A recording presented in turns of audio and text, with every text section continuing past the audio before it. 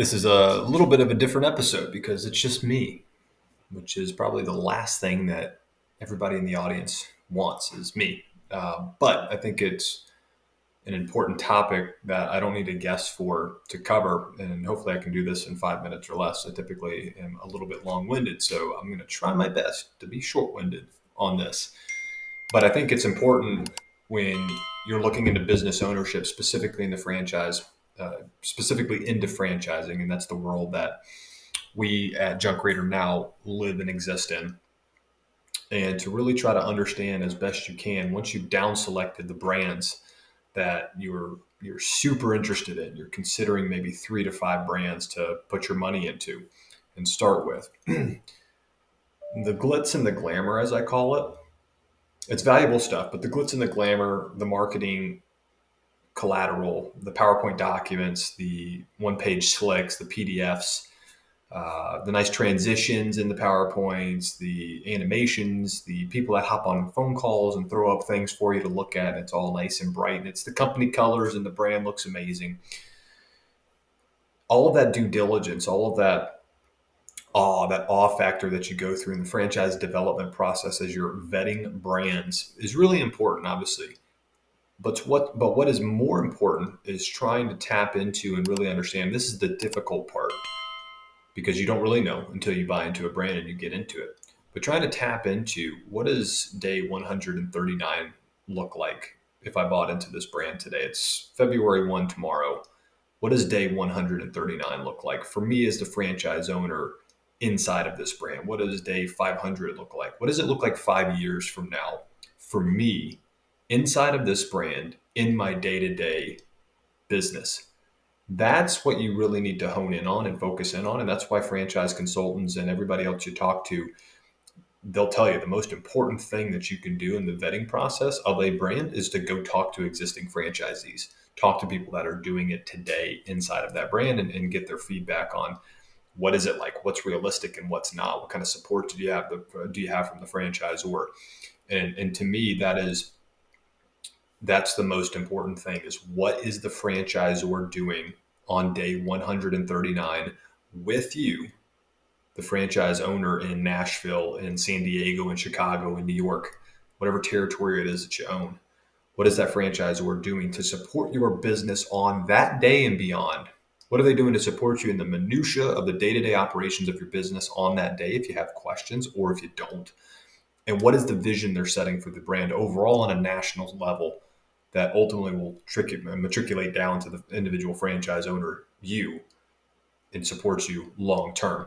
And so if you can move yourself to those days, day 139 and beyond, or whatever the day is, put yourself in the shoes. You wake up at 7 a.m. You know you got to get your day started, whatever time you typically start, and just start to play the scenarios through in your head of what does my day look like and what could go wrong on this day that I think I'll need answers on that I may not be able to figure out or know myself because I haven't been in this business long enough. I don't know all the nuances. For us in junk removal, that can be something as simple as, it's 7 a.m., you go out, you crank up the truck, start driving it and realize you got a flat tire. It's a logical thing. Well, just get the tire fixed. Sure. If you're not running a business on this truck, sure, just go get your tire fixed. But in the junk removal space, how you deal with that, how you deal with the customers that, your first appointment's at 9 a.m. You maybe aren't going to get there, depending on what your situation is. How do you deal with customers in that scenario? What do you do? How do you deal with internal communications with people that need to know that you're now behind schedule? Where do you go to get this work done? Do you just take it to, Discount Tire? Do you take it to Jiffy Lube? Do you take it to your local mechanic? Like, who do you go to? What's the best way to get this tire fixed? What types of tires do you need? Do people, that you need to take the tire to get it replaced to, do they know how to work on this big box truck or this dump truck? All of these questions, if you just had a hotline that you could pick up, you could call or you could text, whether that's the franchisor themselves, another franchisee that you've met inside the same system, whoever it is, and get an answer quick. That is a minute example of something that's so valuable in the franchise world, and it doesn't exist in all franchise brands. So when you're vetting brands on the front end of who you need to buy into, figure out if that type of support is there once you get into these brands and you're running your day-to-day business.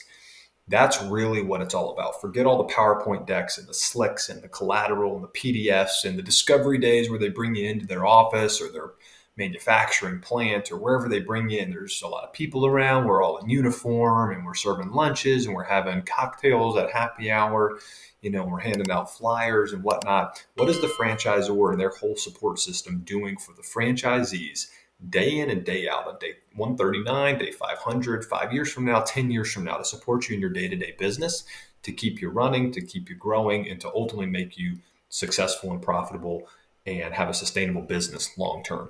Those are the questions you need to be asking and getting answers to as a potential franchisee of any of these brands, while the glitz and the glamour is surrounding you and coming at you from all angles. Because everybody, including us at Junk Raider, we're going to feed that because we want to prop our brands up and make the opportunity look really good, because the opportunity is good.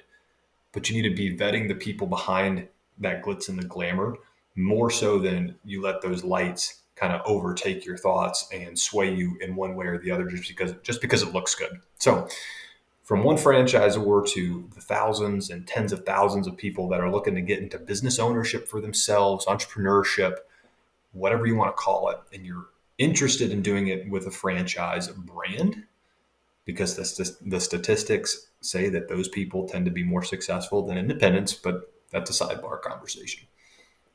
Look at the franchisors and what they're actually doing for their franchisees at these brands and make the best decision for you and your future business based on what you can discern in that regard.